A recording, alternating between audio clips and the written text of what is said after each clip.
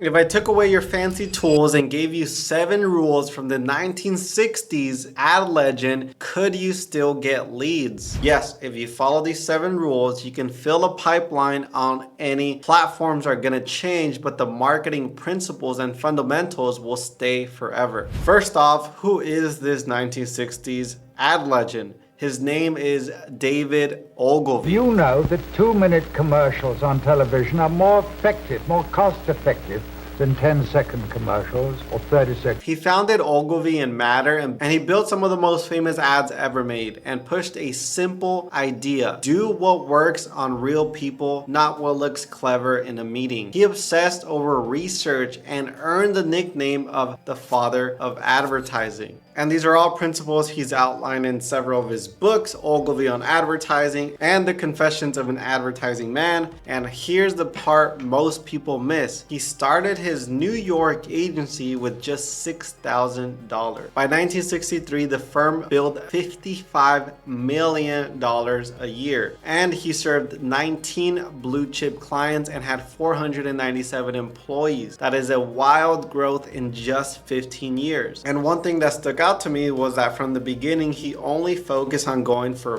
big whales, like big clients. He would rather serve a small amount of clients that are all paying him large amounts. And for his agency, the machine literally kept scaling. In 1989, WPP bought the Ogilvy Group for $864 million, the highest price ever paid for an ad agency in that time. In 1994, IBM consolidated $400 to $500 million of global ad spend into Ogilvy, the largest account shift of its day. And today, Ogilvy operates from over 120 offices in nearly 90 countries and counts about 17,000 employees worldwide. That's a really big and massive agency that they've grown to. But before we hit the laws, here's why you should care. Platforms change, people don't. The buttons move, the feed gets faster, the algorithm gets smarter, platforms go in and out, but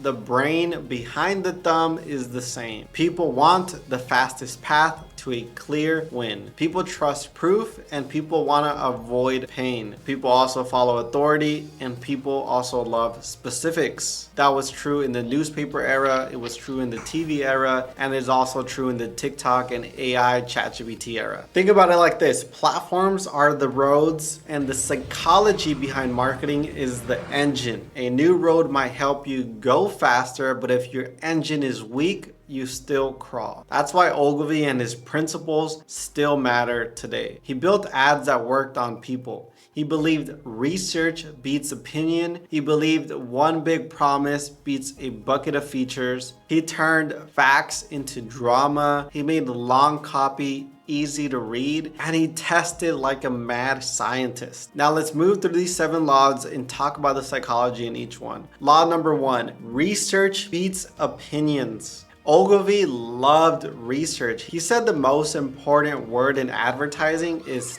test. That mindset still wins today. When you launch new campaigns, you need to test to establish what is the winning angle, what is the winning creative, and to be able to stack up your wins and scale your campaigns. Look at David Ogilvy's famous Rolls-Royce ad. The headline said, "At 60 miles an hour, the loudest noise in this new Rolls-Royce comes from the electric clock." He pulled that line from a technical source after deep research about the Rolls-Royce. And when Ogilvy worked on food brands, he would visit kitchens and watch people cook. He wasn't chasing big ideas. He was hunting for small truths, little phrases, real habits, and that raw language he used for ad copy. So why does this all work? When you start doing all this research and getting familiar with the people and the product and who the actual target audience is, you can start using familiar words to lower resistance. When people see their own phrases on the page, it feels like you're inside their head, and that creates instant trust. And that only comes from from deep research on the problem, the product, and the people. So one way you could do this today is by reading 5 or more reviews from your competitors and your own reviews. You can even call one of your past buyers for 10 minutes, ask them questions, and also skim through Reddit forums to see what other people are talking about. So you can copy the exact phrases and use it for your marketing. For example, if you run a dental clinic and a patient said, "I was scared of the drill, but the scan felt like nothing," use that line in your marketing. That is your electric clock. Think of research like you're panning for gold. Most of the pan is sand, but you keep swirling until one shiny flake shows up, and that flake is your gold. It's your hook. Law number 2, one big promise. Every great ad makes one clear promise, not 10 features and benefits. Make it one outcome. Super specific. Look at Dove. The idea was simple. 1/4 moisturizing cream. You could repeat that line in your sleep and it set the product apart and gave every ad a spine. Pick one result your buyer wants the most, put it in a headline, repeat it in a video, repeat it on a page, repeat it in the follow-up. If you help clinics book consults, your promise might be 12 consults a week from one simple ad. Simple, repeatable, one promise. The brain likes simple goals. One promise is a lighthouse. 10 features creates fog. When the promise is simple, the brain says yes or no fast. Fast is good, fast feels safe. Law number 3, headlines do most of the work. Ogilvy put it bluntly, on average, 5 times as many people read the headline as they read the body copy. When you have written your headline, you have spent 80 cents out of your dollar. Ogilvy hammered this. The headline does the heavy lifting. If they don't read that, they read nothing. And in today's world, headlines are everywhere. Your subject line for your email is the headline. If your subject line isn't good enough, people aren't going to click the email. Headlines on your ads, headlines on your landing pages, headlines are everywhere. His Hathaway shirt ad proves it with a twist. He put an eye patch on a model and he created an instant story in a single image. Their sales jumped and the brand became famous. He called that story appeal.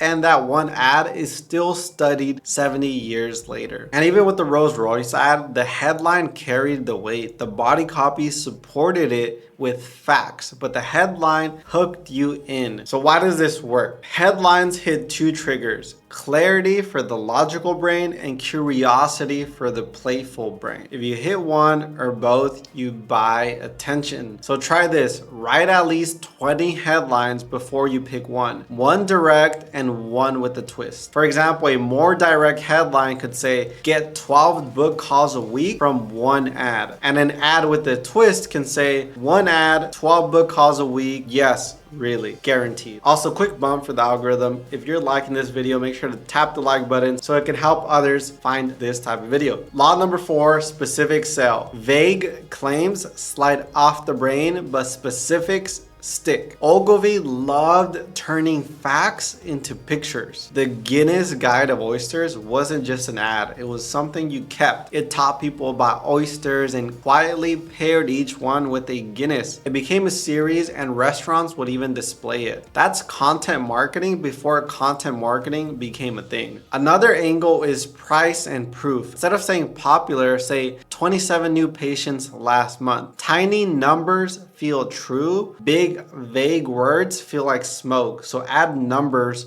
to your marketing and copywriting. So why does this work? Specifics lower risk. The concreteness effect is real. A named number, a date, a location, or a photo of a real person drops doubt fast. On your landing page, stack 3 proofs near your main button. A short statistic, a 1-sentence quote with a name and city, a tiny sample like a screenshot, or a mini case study. Keep each one short but punchy. Show the proof.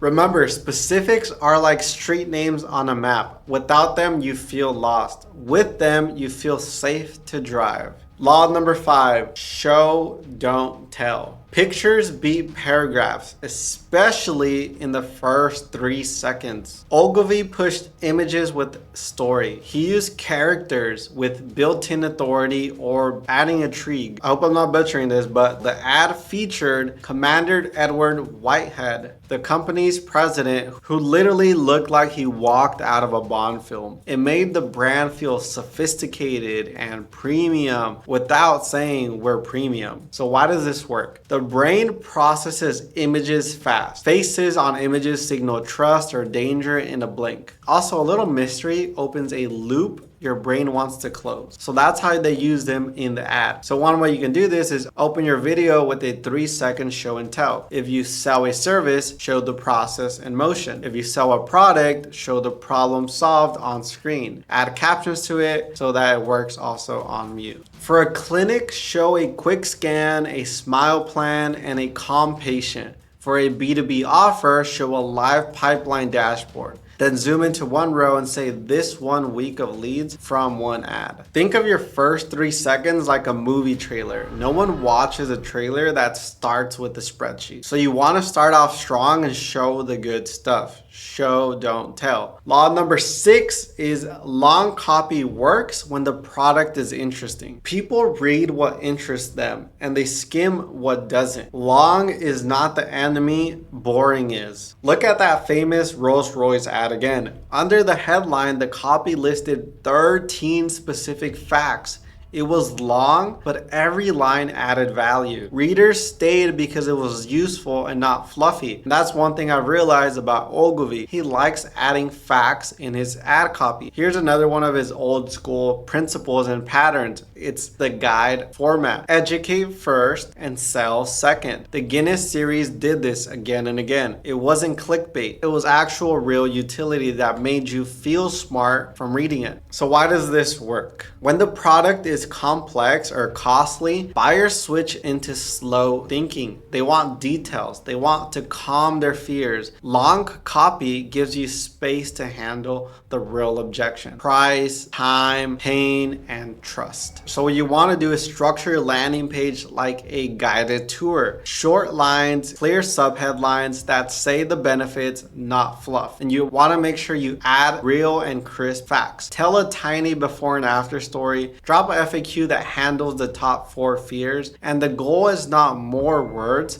The goal is fewer doubts. Law number 7, consistency and testing. Build brands that compound. Ogilvy believed that every ad should build the brand image. He also preached relentless testing. His exact line is short and sharp. This is particularly true of products you wear, like whiskey. The most important word in the vocabulary of advertising is test. Make that your weekly habit. Dove proves both. 1/4 moisturizing cream ran for years. Same idea, different executions. Over time, the line literally became the brand for Dove. So why does this work? Repetition builds memory and familiarity breeds trust. And small tests find small wins. Small wins stacked over months, over a long period of time, become your big wins and help you scale your campaigns. So keep your promise and keep your tone and look consistent across your ads, your pages, your emails, and set a weekly test ritual. One change at a time. Headline this week, image next week, offer the week after. Keep the winner and drop the rest. That rhythm is going to help you feel calm in a noisy market. Consistency is compound interest for brands, and testing is the deposit you make every single week. Now let's translate and recap all 7 laws into a simple funnel you can run this week. Start with research. Pull 5 exact phrases from reviews and forums and emails and turn those into 3 ad angles. Pick one big promise that ties to a number or a time frame. Put it in your first line and on your button. Write 20 headlines and keep 2, one direct and one with a small twist. Swap every fuzzy claim on your landing page for specifics, numbers, quotes, and tiny samples. Open your ad with a show and tell with 3 seconds of the process in action. Make sure to turn your captions on and add an arrow to the next step, which is usually to book a call. Use a longer page and sales copy if your offer is complex. Short lines, clear chunks with strong FAQs. Set a weekly testing ritual, one change at a time. Keep the winner, drop the loser, and repeat. And if you want help building ads and funnels with these laws, my team at Great Marketing AI will map it out for you. There's the link below to book a call in the description. And if you like videos related to Facebook ads and marketing and AI, make sure to hit the subscribe button and stay tuned for the next one.